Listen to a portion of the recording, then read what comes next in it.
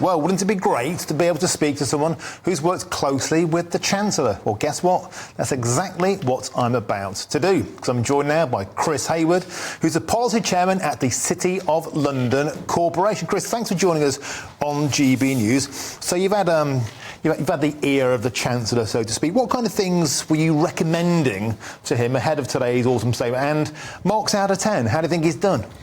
So look, Martin, I can't actually claim I've had the ear of the Chancellor, but I've certainly been inputting into the Chancellor's thought processes and into the Treasury's thought processes.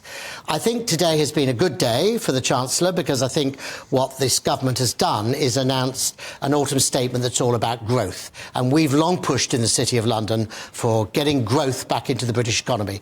It's an economy that's been stagnant for 15, 16 years, and we have to get growth. And frankly, no matter who wins the next general election, it's going to be economic growth that will be at the heart of that. Obviously, we've focused very much in our representations to the Chancellor around pensions, the DC pensions, although he's included DB pensions today as well, because we believe that what we need is a growth fund that actually will invest in high-growth British businesses and unlisted companies to ensure that they stay in the UK, they pay their tax receipts in the UK, they list in the UK, and we don't lose them across the pond. And I think the Chancellor today has said, although there's no pensions bill, that he's prepared to back that and support that and do that through regulation. A lot of people were hoping we'd see something shaved off the highest tax burden since World War II, but we've ended the day where we started on that front.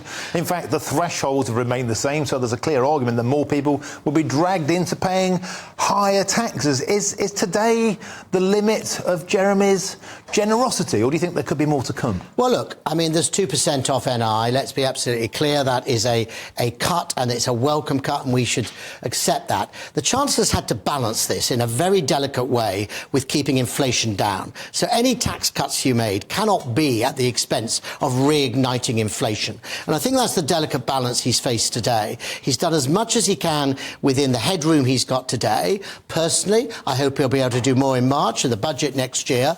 But obviously, it requires the continuing improvement of the British economy.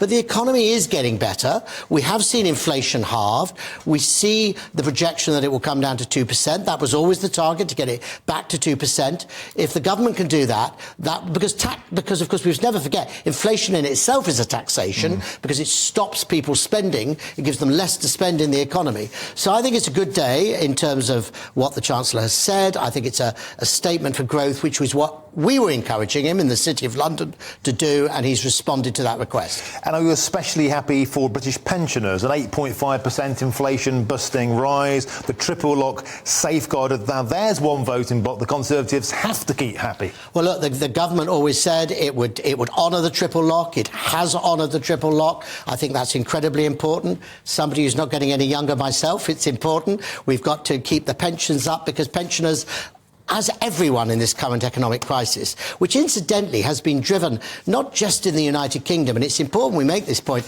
the geopolitical events around the world, the energy crisis in the past year, all of these things are affecting other European countries as well. So I think the triple lock and maintaining the triple lock, which was a commitment they gave, and honouring it is absolutely right, and it's right for British pensioners. OK, Chris Hayward, thank you very much. We're going to have to leave it there. Chris is the Policy Chairman at the City of London Corporation.